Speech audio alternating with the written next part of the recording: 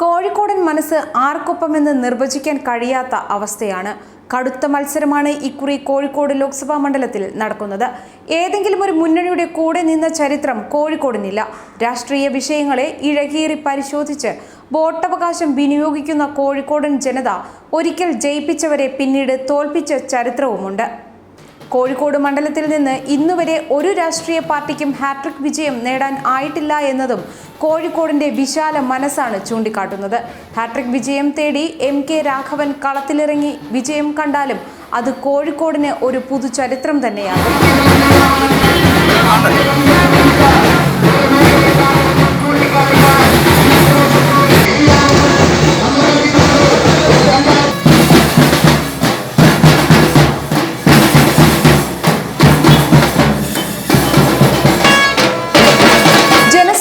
കാര്യത്തിൽ കണ്ണൂരുകാരനായ MK രാഘവൻ കളത്തിലിറങ്ങുമ്പോൾ അതിനെ നേരിടാൻ സർവശക്തിയും സംഭരിച്ച് ഇടതുപക്ഷവും പോർക്കളത്തിൽ ഇറങ്ങിക്കഴിഞ്ഞു.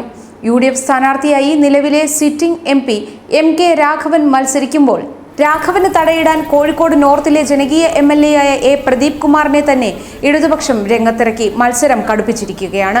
NDA സ്ഥാനാർത്ഥിയായി BJPയിലെ യുവമോർച്ച സംസ്ഥാന പ്രസിഡന്റ് KP പ്രകാശ് ബാബുവാണ് രംഗത്തുള്ളത്.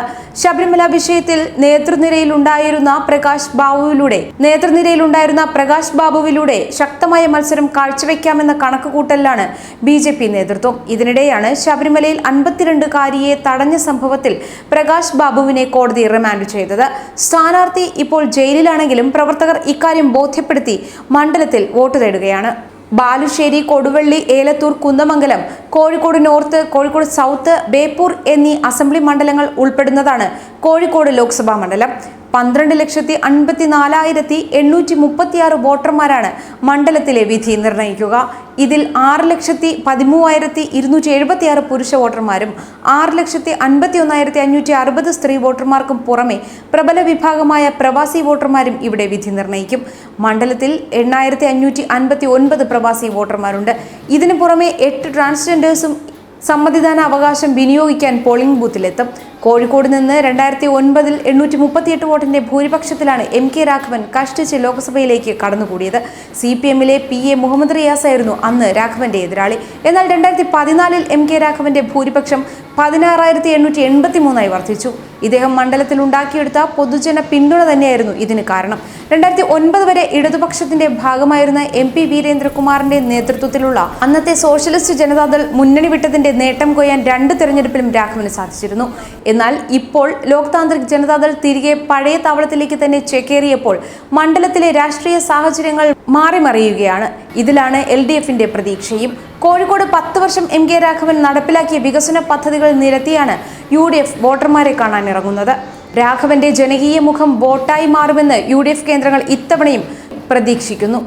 എന്നാൽ കോഴിക്കോട് നോർത്തിൽ തുടർച്ചയായി 3 തവണ ജനപ്രതിനിധി എന്ന നിലയിൽ നടപ്പിലാക്കിയ വികസന പദ്ധതികളുടെ നീണ്ട പട്ടിക തന്നെയാണ് A പ്രദീപ് കുമാർ നിരത്തുന്നത്. ഇത് കോഴിക്കോട് ലോക്സഭാ മണ്ഡലത്തിൽ മുഴുവൻ പ്രചരണ വിഷയമാക്കിയാണ് LDFന്റെ പോരാട്ടം.